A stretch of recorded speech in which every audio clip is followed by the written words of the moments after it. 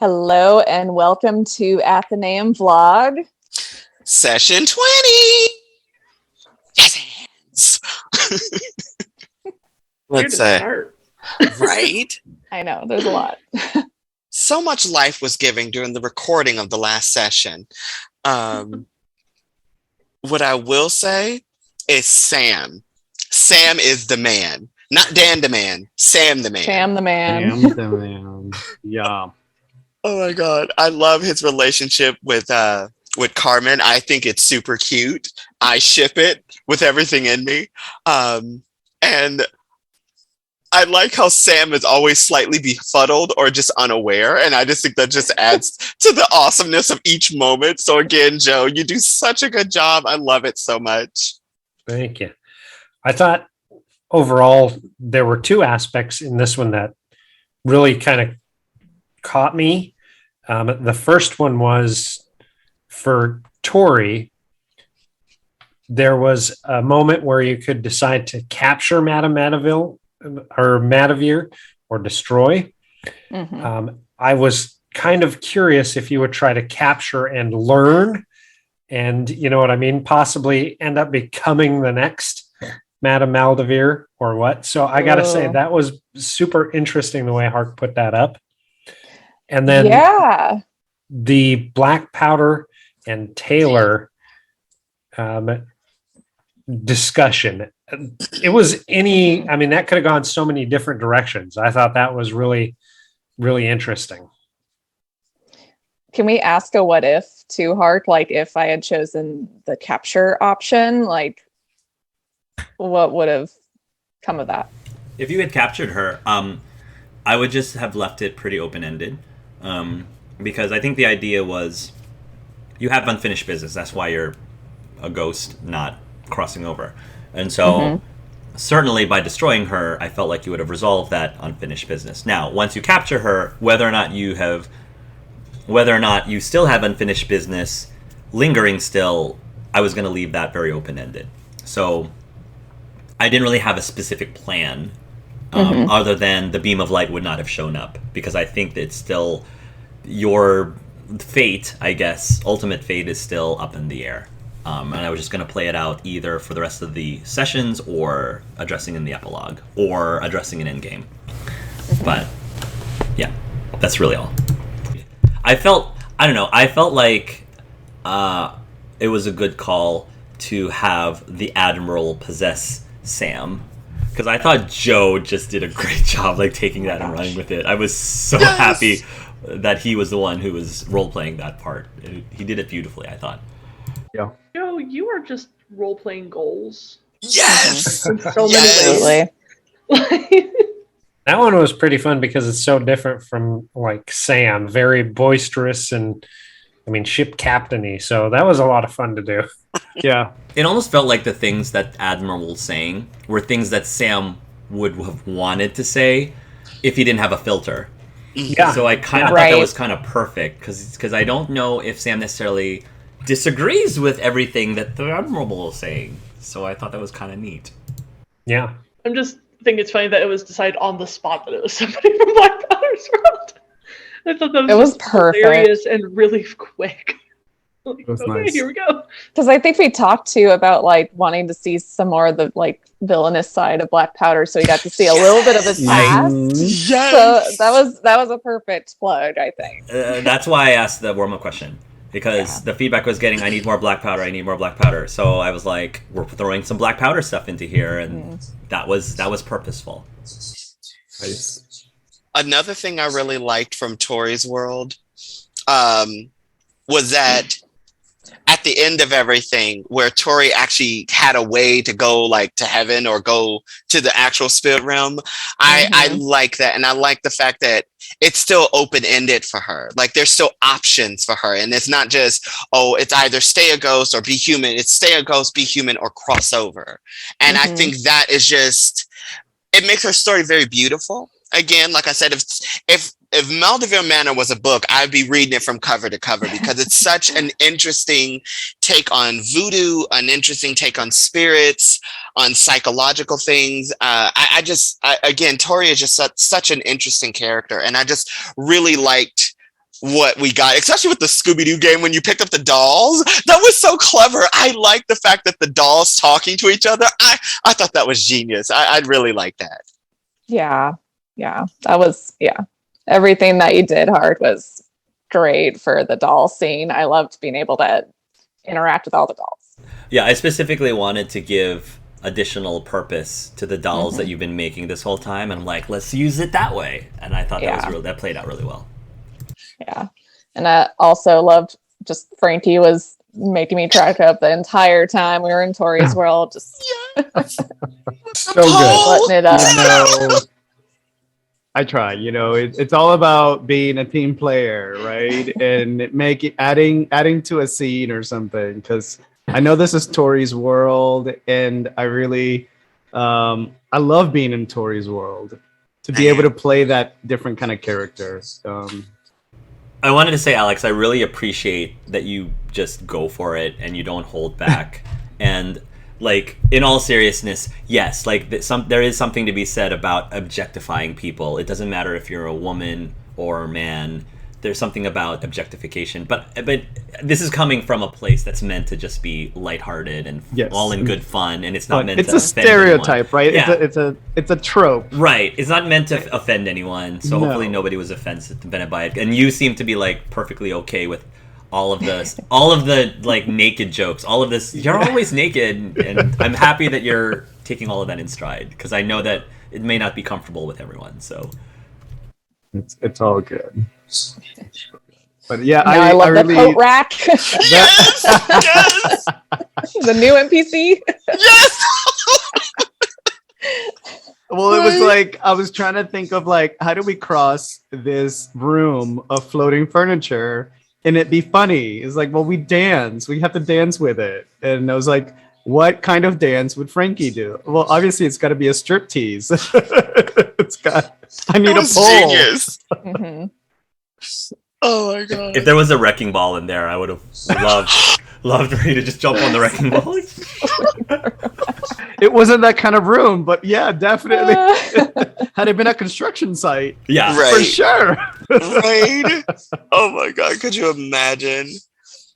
Oh my goodness. But yeah, Tori's world is just so much fun. I'm glad, because even when it was dangerous, it was fun.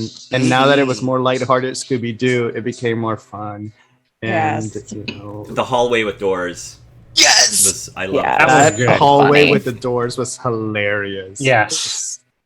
It was Black so powder. Scooby-Doo. Black Powder got to shine a lot with that. Yes. which I thought I was loved great. it. So funny. So good. It was so I gotta good. say, I wondered how everybody would react to Dr. Felix. I really did wonder when we got back there, because I knew still being in the book would be helpful, but I mean, how would Tori deal with it? How would Frankie? I mean, everybody across the board. It was like, man, this has got me a little nervous. Yeah. Frankie was traumatized still from the whole event. Like he didn't remember the whole, and honestly, out of game, I didn't remember the whole book being used. I was so laser focused. Like Frankie was just traumatized by this dude. Mhm. I mean, at the end of the day, like, I know he's on your side, but at the end of the day, he did kill Tori. Yeah. The reason Yes. she's a ghost is because of him. Yeah. So, yeah, I was curious about that too. No, I'm just saying, like, we fought him. We physically tried to beat him. Look, Yeah. So it'll be interesting to see what Star proposed too, like what Tori will do with that. Because I don't know if she'll be able to get over the trauma of being killed by this guy. Yeah. So then just like, oh, can you be my servant or slave or whatever? Yeah. but it was epic at the end when he helped us fight, and he used that same weapon that he used to kill you with to help you. Yeah, it was cool. It reminds me of Terminator 2, where Sarah Connor has to come to terms of this new T-800, even though he's different from this Terminator 1 T-800, but she kind of has to come to terms with, okay, he looks like the killer maniac that tormented me and putting me into this asylum in the first place. So it feels a little bit like that, because I'm sure for her it was really difficult for her to trust this machine. And so now I can see parallels to that here. Micah, how about Star getting home? Oh my goodness. Let me tell you, the glowing was literally how I felt inside. I was happy about it. And I was kind of low-key nervous. I'm like, flowers everywhere? Like, what the? Like, you think about you coming home, you haven't been home in a while, and there's flowers everywhere. It's like, the fuck? You know, so I was playing it like, if this goes negatively, let me just be prepared. I didn't think it would, but just on the offhand, I was just trying to think, like, how would I feel in that moment? And it was really cool. Hark, I got to give you mad props for singing. I love it. I like your singing voice, by the way. And I really liked it. I thought it was so cute and it was fun. And it was perfectly Star. That's the best way to put it. I was just happy about it. And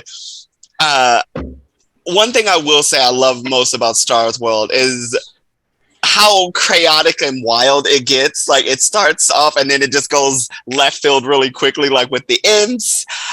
Again, Black Powder, that scene with Taylor was just magic. I love it. It's so romantic. It's so cute. It's so perfectly Star's world. And I would love to see what the relationship, it doesn't matter what world they're in, but I would love to see their relationship continue because I think it's really beautiful. And the cool thing about Taylor is because she's an illusionist, she can make herself look like anything she wants. Exactly. So she can easily, if anyone was going to be moved completely to another world, she easily can blend in however she wants to blend in, which is perfect. The other thing I wanted to say is that, I mean, Frankie pretty much guessed it properly about the flowers.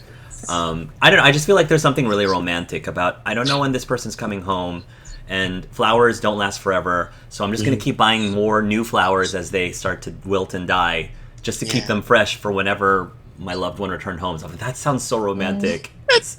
It sounds very like a bit of a stress on your finances, but I mean, flowers are expensive. Flowers are expensive, but I mean, but because initially, and it was like, oh my god, he's cheating on you. That was my thought too. It's like, there's gonna be a woman's voice come out of that room, or someone else's voice coming out of that shower. It's gonna be. So like, I'm not gonna lie. As a DM, I can be a little sadistic. And like months and months and months and months ago, like after we left Star's world and Star was starting to panic and missing Stormy and all that, I literally had a thought of like, what if Taylor and Stormy hooked up? And like we come home and realize that shit, and then shit goes down. I was thinking Beyonce. That's what I was thinking. Beyonce would have been the If Stormy was like into like I'm gonna like hit up Beyonce, that would have been the dagger to the heart. I honestly, I wondered what Star would have done if Stormy had cheated. Like, would we have actually seen like a proper massive Obsidian blow up? Like pure Obsidian. Yeah. Ruby would have come out in full force. I mean, to be fair, if he had, Stormy would die just because of the people in this group. Like, nobody hurts our Star. Oh yeah. So, and again, I love the conversation Stormy and Black Powder had before Taylor. Very sweet, very sweet. I really liked it. I thought it was super nice. Yeah, I felt like we didn't have enough Stormy role-playing last time you all were here, and then I figured it was a really great opportunity. And I didn't really have anything specifically planned when I began that conversation. Just kind of went with it and just see where it went. And the more that Black Powder was saying things, I was like, okay. He started talking about the whole dating stars like dating 5 different people. So how do you think I feel? So, which I think is kind of cool. So, yeah. No, backing it up a bit, I actually really like the chat I had with Sam. Yes! Originally, it was just meant to poke fun at him, and it turned into a really sweet conversation. The two dads. It was. Yes. I love it. And then also, Hark, the dish that Veed prepared, real story. Me and Christina went to Mexico, and that was one of the first things we ate. Mole. So that brought, Mole that spaghetti. brought up. So good. that brought up so many good memories for Yeah. me personally. I actually got emotional. I was like, oh my God, I remember when we ate that. That was so... But it wasn't on spaghetti, right? I have no idea. It was some type of pasta-y thing. Okay, because it's traditionally served like over rice, I think, than spaghetti. But it's still the Yeah, same usually idea. it's on rice. Yeah. I have. It was my first time eating it, and it was so good. I didn't know what this was, and I just enjoyed it. And I was just like, "Oh my God, what is this?" And that's the lady said it was mole. It's chocolate. Yeah. Yes, and it amazing. shocked me. So so that to me that brought up so many wonderful, happy memories. So thank you for You're even though you didn't know it, but thank you. Yeah. Mole is probably my favorite authentic Mexican food. Oh, yeah. I also liked the kids' conversation with Frankie and Star. Yeah. So good. That was so much fun. Frankie trying to steal booze, and it's like, boo, you a grown man, but okay. No, I like it. I knew I wanted like, kind of like boy talk conversation. Yeah. And yeah. I'm very much looking forward to your conversation with Victor. Yes. But I'm also excited for any conversations you have with Henry and or Felix. Like I've been thinking a lot about how those conversations can go. So I'm really excited for you to finally get back to your world. And I think honestly, as much as I really wanted you to talk to Victor, but at the same time, I thought it'd be really cool to also talk to him in person. Because I feel like it would hit a little bit more heavier. So really excited. I wanted, because of that as a player, I wanted to make Frankie nervous about talking to him over the phone so that it would have to be an in-person conversation. There was the letter from Jim. The letter from Jim. Yes. How do you want to keep it a secret? Because I wasn't sure if this was something you wanted to address and resolve during a session, or if you wanted to resolve it during the epilogue. Especially since we kind of talked about wanting more Black Powder's world. I would love it if we could do it in a session, but I also understand time constraints. And we know Frankie's world is going to take a while. Yeah. So I don't anticipate that the rest of, especially now that you've done a lot of things with Taylor, I feel like it shouldn't take that much more time to wrap up Star's world, because you're literally about to confront energy, and I don't think it's going to take that long. And then from there, you probably have the rest of the session to decide what you want to do. So, and even if you do go to, Black Powder's world, I don't think it's also going to take an exorbitant amount of time to address the issue either, especially since Black Powder tends to be able to talk his way out of things pretty easily, so that might actually speed things up a bit too. But up to you. I feel like I would love to actually visit the world again. Definitely, probably next session, a conversation about the letter, because Black Powder hasn't actually told everyone yet. Yeah, that's true. That's pretty good. But I would love to go back. I think honestly, and I would encourage kind of it. slap Captain Orchid around a little bit. Yeah, I would encourage it. Everyone loves seeing him fall on his face. I would love, because I think I definitely missed having that interaction, because I opened the door for it, but you all decided something else, which is fine. But maybe there'll be another confrontation. Let's see. Something Joe said, the interactions between Dr. Felix and I wanted to think, when you said that, it made me think about it. I'm like, oh, that would have been interesting, because like I said, when we were last in Tori's World, Star had wrote his name in the book. But now I am genuinely curious, how would you have done that, Joe? I'm curious, how would Sam interact with Dr. Felix? So I'll tell you, at first, my first thought when we got in there and came across Dr. Felix, I had my mouse hovered over my fast draw, because I was just going to pull out the Tommy gun and drop them. But I didn't have the Tommy gun. I had the proton pack. So I figured, I'll do, or the neutron pack. So I thought, if I blast him with the neutron pack, maybe that'll do it. But then I was like, no, because I know there was some curiosity on how the interaction with him being in the book would play out. So I'm just going to wait But I'll tell you, I've got some ideas for the epilogue that'll involve Dr. Felix, regardless of if they change the name in the book to Tori or what. Interesting. Okay, I look forward to that. Yeah, because that's why I did feel kind of weird about it, because even though Star knew he was the one responsible, that's why Star was like, if anybody should have control over him, it's you, because he did you dirty. So that's why Star is like, no, we can cross his name out of the book, or you can have full control, and Tori can use him as a tool for her sister's new business. So yes, Carmen is such a sweetheart. I love her. Oh yeah. Yeah. I love how so far, like, at least in terms of NPCs, like finalizing, it seems like there's a theme of opening their own business. Sue's getting her own restaurant. Looks like Carmen's going to be starting a ghost hunting business, which is hilarious. Yes. But it's like, what about the people in Sam's world? Are they going to be starting? Like, is she going to ever? Erin, is she ever going to want to like open her own restaurant or something? Yeah. Susie and Eddie may start their own newspaper. That's true. They might start their own newspaper. Yeah, they might start their own newspaper. Taylor's breaching out and starting her own like singing career. Like, wow, all of our NPCs are like becoming business owners. This is cool. Right. Oh my God. When we get back to Frankie's world, Victor's already have a brand new business. I have some ideas. I have some ideas about like where I think Frankie wants to go and do things. And nice. I'm not gonna lie, when you were talking about like, because when Sam was like playing along with the imps and Frankie was like, yeah, I'll get him his favorite drink, is like, I could totally see Frankie running a bar, like just opening like a tiki bar essentially, and just being the bartender there for everyone. Like, I could totally see Frankie doing that.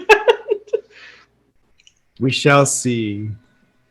So I have two fun things to bring up. So one, for the viewers who are watching, the moment that we're recording this, we are in the depths of the finalists' interviews for the next campaign, at this moment, codename Ready Persona 1 campaign. And so the reason I bring this up is because I am expecting you all to pay attention to who ends up ultimately get chosen and what characters they end up rolling, because some of the characters may change, because you need to start thinking about how would my character interact with these characters when they finally cross over, because they will eventually cross over, and it would be kind of cool just to be like, I would really like to interact with that one because X, Y, and Z. So I think it's really neat. The second thing I was going to bring up, if you remember, I mentioned something about asking me about Rack. If you remember. It doesn't really have anything to do with this campaign, but it was brought up because, okay, so one of the things that at work we like to do on Fridays is we have like a game afternoon, and we play virtual games online. In this case, we love playing Codenames. I don't know if you've played Codenames before. I love Codenames. It's a word association. All you need to know, it's the word association game. Somebody gives a one-word clue. There's a bunch of words in a grid, and you have to like use that one clue to figure out which word the person is thinking of. And so, just to give context, it's a bunch of mostly male engineers, plus my product manager, and one of the female engineers is also playing with us. And so our product manager it's called the Spy Master, and so he gives the word rack. And he thought that would be a good word because one of the cards said server, like a server rack, and there's a whole bunch of engineers there, and so he figured clearly like the engineers are going to immediately think server rack. And so I don't know why, but none of the people in that team were thinking server. They were sort of like looking at some of the other cards and like, rack, like what goes with rack? And then the irony is the one girl engineer was like, oh, it's chest. Like the actual chest, it's chest. And as soon as she pointed that out, the other male engineers were like, oh, it's like we weren't even thinking along those lines. We didn't even go there. It's like, yeah. Like I'm the only female here. Hello, it's obviously chest. You're all guys and you're not even thinking about that? It's like, I'm sorry, we're engineers. I'm sorry. That's hilarious. Right over. And so goes right over. She was like, it's got to be chest. And so she convinced all of the males that it's chest. And then it ended up being wrong. And so Damn. our product manager is like what? I mean, he wasn't even thinking of chess. No. He wasn't. None of us thought of chess. It was the girl who thought chess when he said wreck. So I thought that was kind of funny. I would have been with her all along, like, duh. Right? Obviously. Like, of course. Like, So it's like, it's server. I was thinking server. I was like, oh. my God, of course it's chess. It sort of reminds me, again, this totally has no bearing, but it's a funny story, and I thought you would also appreciate this. So have you also played Taboo? Yes. Okay. So Colin told me that he was playing Taboo with his family. So like his sister and his parents and his aunts and uncles. And his sister was doing the taboo words thing. And so she's trying to explain, for those of you who don't know Taboo, you're supposed to like get people to guess a specific word. Mm-hmm. And she has a word and she's looking at Colin and she's like, oh, Colin, Mom and Dad don't do this anymore. Like, that was the clue. Mom and Dad don't do this anymore. And Colin's like, no. I don't. Should I answer? Should I answer? And she was really serious. It's like, no, Colin, Mom and Dad, they don't do this anymore. And everybody else in the room was like, what is she talking? What is this word? And then she finally was like, the timer ran out, and she's like, smoking. Oh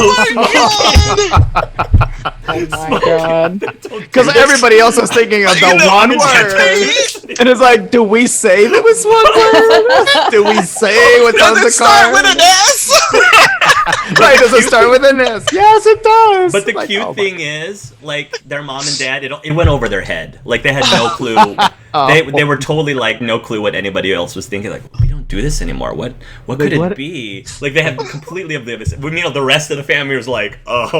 What? Why? Then she's like, smoking. And we're like, oh, smoking. Of course. Hilarious. Sorry. So anyway, had to share that. That is so funny. I support it. I feel like when you're playing Taboo and you see smoking, you have to do that just to see how people would react. You're like, that is hilarious. Mom and Dad don't do this anymore. Anyway. Oh my God. That is good. That is good. Oh man. It feels like. I was gonna say, it feels like this was like, it doesn't feel like that long of a session today, but it feels like we got so much done. Yeah. It was a lot. Mm-hmm. No, I feel like giving you all 5 sessions was perfect. I feel like you're getting just enough to wrap all your loose ends. It feels like you're being very efficient about it. And you still have, like, role-playing in between in the library. Like, so I feel like you're doing very well. Bye, Tata. Hi, Brody. Bye, Tata. Bye, Brody. Hi, Brody. Tata, can you carry this? Yeah, you can carry that. Yeah, that's fine. Bring that over to your daddy, okay? Cute. Sorry. It's okay. Sorry.